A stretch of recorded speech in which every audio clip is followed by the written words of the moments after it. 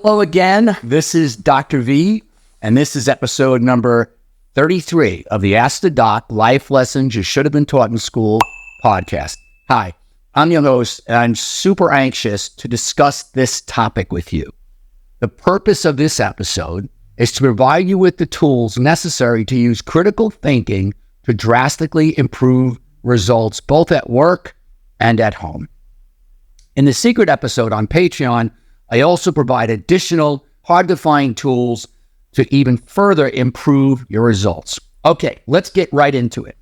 First, let's define critical thinking and then also outline how it is best used.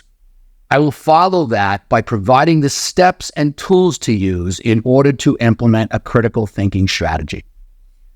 So, what is critical thinking? Well, critical thinking is the process of analyzing, evaluating, and interpreting data and information to make a more informed judgment or decision. How is it used?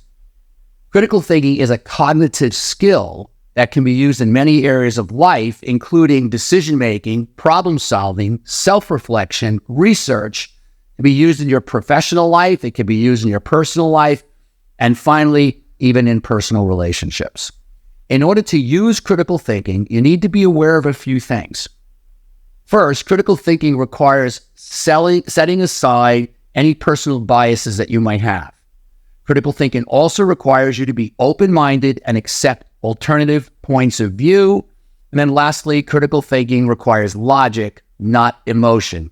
It surprises me how many people make decisions, particularly in the work environment, based upon emotional nonsense. All right, so how do you formally implement critical thinking? That's easy. Simply use the simplex creative problem-solving technique created by Dr. Bassiter, a mentor of mine. With Dr. Bassiter, we used this process at Procter & Gamble many years ago to help them create the soap bar Zest. Like the commercial says, zestfully clean. Here are the steps for the creative problem-solving and critical thinking process. Step number 1. Identify the fuzzy situation. Why is it fuzzy? Because many people, whether at work or at home, attempt to solve the wrong problem. For example, a company I consulted to was worried about profitability slipping and thought it was a matter of selling and pricing and blah, blah, blah. Using the creative problem-solving process, we uncovered that in fact they had a product return and damage problem that was causing the deterioration of profitability. So we redefined the problem. Step 2, turn the real problem that you just redefined into a how might we question, such as how might we fix our product returns problem to improve productivity? Or on a personal note, how might we improve our relationship? Step number 3, fact-finding, a critical component of the CPS process. This involves asking the following questions. What do we know about the situation? What do we wish we knew? What do we don't know? What's stopping us from fixing the problem? What are the complaints about the problem? What is causing frustration about the problem? And finally, what have you tried in an attempt to fix the problem? During the fact-finding steps, you need to gather as much information and data that you can about the problem. Gather data, information, perceptions, varying points of view, etc. Step number 4, idea finding.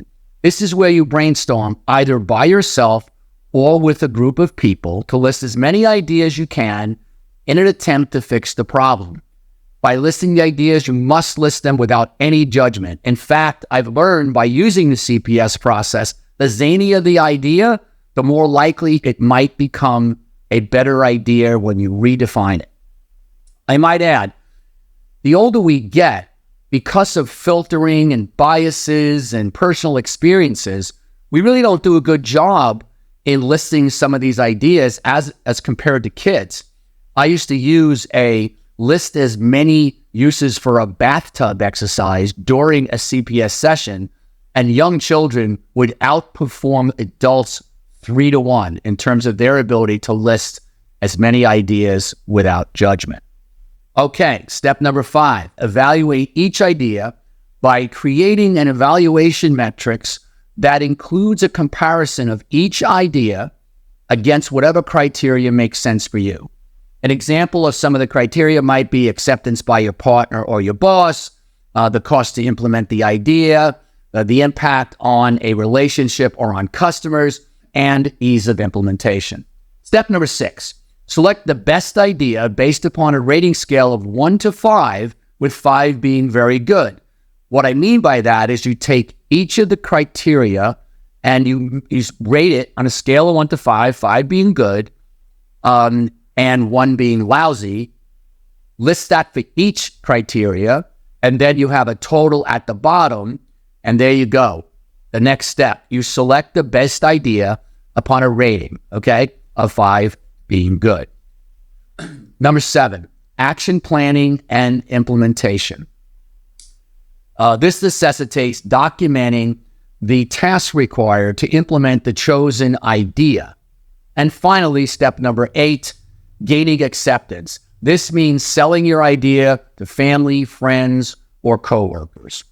All right, gang, that's it for now. Using the creative problem-solving process literally changed my life.